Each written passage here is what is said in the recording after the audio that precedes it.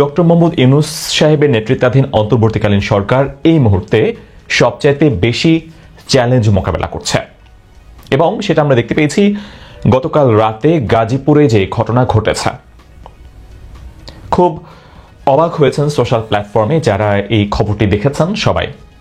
কারো কাছে এটা এক্সপেক্টেড ছিল, কারো কাছে এটা আনএক্সপেক্টেড ছিল। এবং গাজীপুরে ছাত্ররা সাবেক মন্ত্রী আকম মোজাম্মেল হকের বাসায় তারা সেখানে নিদারুণভাবে তারা আহত হয়েছেন। মুমূর্ষু অবস্থায় উদ্ধার করা হয়েছে অনেকে এবং সোশ্যাল প্ল্যাটফর্মে নিহত হওয়ার অনেক গুজবও ছড়িয়ে পড়ে, যদিও সে ব্যাপারে এখনো গণমাধ্যম কিংবা আইনশৃঙ্খলা বাহিনীর পক্ষ থেকে নিশ্চিত করে কোনো কিছু জানানো হয়নি। তবে কেন এ ধরনের ঘটনা ঘটল, কেন সবার মনে এখন এটাই প্রশ্ন। কিন্তু এটার জন্য সরকার আসলেই কোনোভাবে কি দায়ী? অন্তর্বর্তীকালীন সরকার, একটা দেশে সরকার কেন থাকে? একটা দেশে সরকার থাকে সে তার জনগণের জান মালের নিরাপত্তা বিধান করবে, অপরাধীদের আইন অনুযায়ী শাস্তির ব্যবস্থা করবে, আইন নিজের হাতে তুলে নেবে না জনগণ। দেখেন 5 থেকে 8 আগস্টে ডক্টর মোহাম্মদ ইউনূস সাহেবের নেতৃত্বাধীন অন্তর্বর্তীকালীন সরকার শপথ গ্রহণের আগ পর্যন্ত বাংলাদেশে সরকার ছিল না 2024-এর। কিন্তু যখন সরকার গঠন হয়, সেই সরকার যখন তার গঠিত হওয়ার পরে 6 মাস সময় পার করছে, তখনও যদি অনেকটাই সেই 5 আগস্ট পরবর্তী সরকারবিহীন বাংলাদেশের মতো পরিস্থিতি চলতে থাকে, তখন বর্তমান সরকারের আইনশৃঙ্খলা পরিস্থিতি নিয়ন্ত্রণে নিয়ে আসার ব্যাপারে সদিচ্ছার অভাব রয়েছে এমনটা বোধ হয় কেউ অস্বীকার করতে পারবেন না। তাহলে কেন যারা অপরাধী, দেশে আইন রয়েছে, আদালত রয়েছে, আইন অনুযায়ী আদালত অনুযায়ী তাদের বিচার করতে হবে, সেটা না করে যদি আইন নিজের হাতে তুলে নেয় এবং সেটাকে মব জাস্টিস নাম দেয়া হয়, তাহলে এ ধরনের পরিস্থিতি সামনের দিকে আরো ভয়াবহ পরিণতি ডেকে আনবে বাংলাদেশের জন্য। কে ক্ষমতায় থাকবে, কে ক্ষমতায় থাকবে না, কে ফিরে আসবে, কে ফিরে আসবে না, সেটা রাজনৈতিক নেতৃবৃন্দ তাদের নিজেদের স্বার্থের ব্যাপার, নিজ নিজ স্বার্থের ব্যাপার। কিন্তু দিন শেষে আহত হবে, নিহত হবে, খুনের শিকার হবে, হামলা শিকার হবে, পঙ্গু হবে আমার, আপনার, আমাদের ভাই বোন, আত্মীয় স্বজন সবাই। কারণ বাংলাদেশ খুব ঘন বসতিপূর্ণ দেশ। এখানে একই পরিবারের আত্মীয় স্বজন, বন্ধু বান্ধব সবাই কিন্তু বিভিন্ন রাজনৈতিক মতাদর্শে বিশ্বাসী। এই যে বিভিন্ন রাজনৈতিক মতাদর্শে বিশ্বাসী হলেই তাদের উপরে আক্রমণ করতে হবে বা পরাজিত যে শক্তি গত 1.5 দশক ধরে ছিল বাংলাদেশে, সেই দলের সাপোর্টার হলে তাদের নিশ্চিহ্ন করে ফেলতে হবে, তাদের বাড়িঘর জ্বালিয়ে পুড়িয়ে ছারখার করে ফেলতে হবে। তার মানে কি দেশের প্রায় সবাই তো এটা শিকার হবেন। আপনি এই মুহূর্তে যিনি ভিডিও দেখছেন, আপনার আত্মীয় স্বজনের মধ্যে নিশ্চয়ই এরকম রয়েছে, কেউ আওয়ামী লীগ করে, কেউ বিএনপি করে, কেউ জামাত ইসলামের সাপোর্টার, আবার কেউ এখন বৈষম্য বিরোধী ছাত্র আন্দোলনে। কিন্তু সহনশীলতা যদি না থাকে, এই পরিস্থিতি থেকে কি করে ঘুরে দাঁড়াবে বাংলাদেশ? একজন একজনকে এরকম প্রতিশোধ পরায়ণ হয়ে, প্রতিশোধ স্পৃহা নিয়ে দেশ কি গঠন করা সম্ভব কোনোভাবে? এটা কেন শুরু হলো আবার নতুন করে? বলা হচ্ছে যে জাহাঙ্গীর নয়, আকম মোজাম্মেল হক, তার বাড়িতে ডাকাত পড়েছিল, সেই ফোন পেয়ে খবর পেয়ে ছাত্ররা উদ্ধার করতে গিয়েছে, ডাকাতি বন্ধ করতে গিয়েছে, লুটপাট বন্ধ করতে গিয়েছে।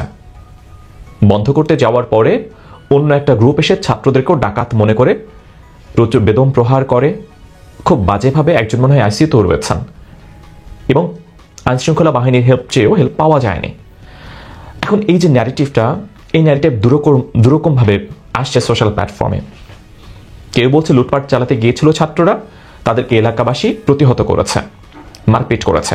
ছাত্ররা বলছে তারা খবর পেয়েছে সেখানে লুটপাট হচ্ছে, তারা লুটপাট বন্ধ করার জন্য গিয়েছেন এবং এলাকাবাসী তাদেরকে বা আওয়ামী লীগের লোকজন তাদেরকে মারপিট করেছেন। এখন গত কয়েকদিনের যদি আপনারা বিশ্লেষণ করেন ঘটনাগুলো, আপনাদেরকে বিশ্বাস হয় ধরেন 32 নম্বর ভেঙে গুড়িয়ে ফেলা হলো, সারা দেশের বিভিন্ন আওয়ামী লীগের যারা মন্ত্রী ছিলেন, সাবেক মন্ত্রী, তাদের অনেকের বাড়িতে আগুন দেওয়া থেকে শুরু করে লুটপাট ভাঙচুর, এগুলো কোথাও সাধারণ ছাত্র যারা মোজাম্মেল হক সাহেবের বাড়িতে গেলেন, তারা দাবি করছেন তারা লুটপাট বন্ধ করার জন্য গিয়েছেন। এতগুলো বাড়ি 32 নম্বর থেকে শুরু করে কোথাও তারা যাননি সেই লুটপাট বন্ধ করার জন্য। তারা যদি কোনো সাধারণ আওয়ামী লীগ বিরোধী কোনো সাধারণ মানুষের বাড়িতে লুটপাট হতো, তারা যদি সেখানে সেই লুটপাট বন্ধ করার জন্য তারা যেতেন, তাহলে সেটা হয়তো বা মানুষ খুব ভালোভাবে বিশ্বাস করত।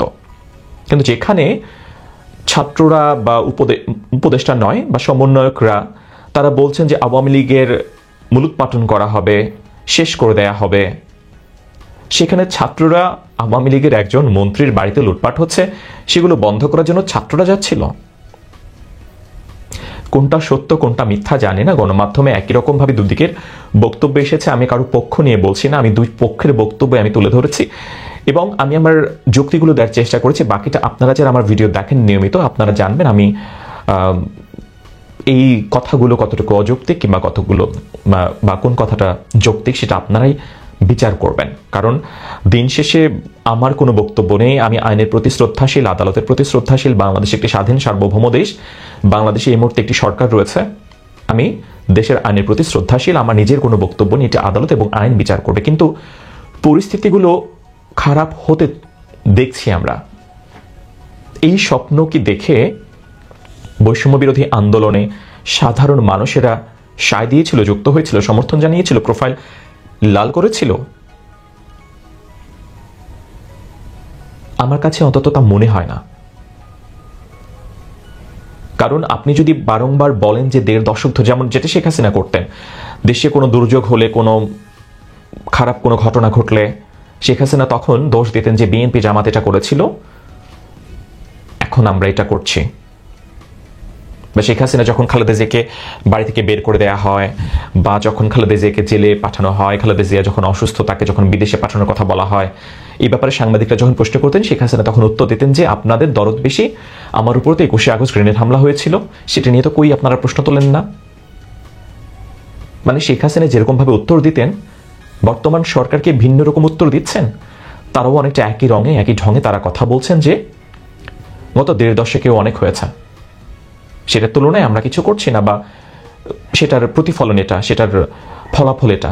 কিন্তু এভাবে কি একটা দেশ চলতে পারে, যেখানে ডক্টর মোহাম্মদ ইউনূস সাহেব ক্ষমতা গ্রহণের আগেই বিমানবন্দরে এসে তিনি বললেন যে আমাদের মধ্যে মতপার্থক্য থাকবে, আমরা সবাই এক। সবাইকে যদি আপনি এক করতে না পারেন, তাহলে আপনাকে কেন দায়িত্ব দেয়া হলো? আপনাকে তো দায়িত্ব দেয়া হলো এই কারণেই যে আপনি একজন ইন্টারন্যাশনাল স্টার, আমাদের ইন্টারন্যাশনাল ফেস আপনি নোবেল পিস প্রাইজ পেয়েছেন, সবচেয়ে সম্মানজনক প্রাইজ, যেটি নোবেলের ক্যাটাগরিতে।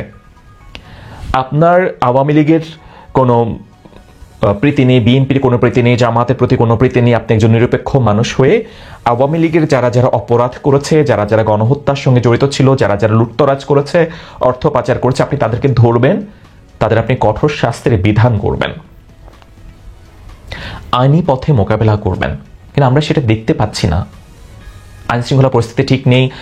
মব, যেটা আমি মব জাস্টিস বললাম, এটাকে এখন মব ভায়োলেন্স বলবো, সেটা শুরু হচ্ছে। মানুষ কখন আইন নিজের হাতে তুলে নেয়? যখন দেশে আইনের শাসন থাকে না। তার মানে কি আপনার দেশে আইনের শাসন নেই? এখনই যদি আপনি এগুলো বন্ধ করতে না পারেন, সারা দেশ জুড়ে যে বাজে দৃষ্টান্ত তৈরি হচ্ছে, সেটা একসময় হয়তো আপনাদেরকেও শেষ করে দিবে।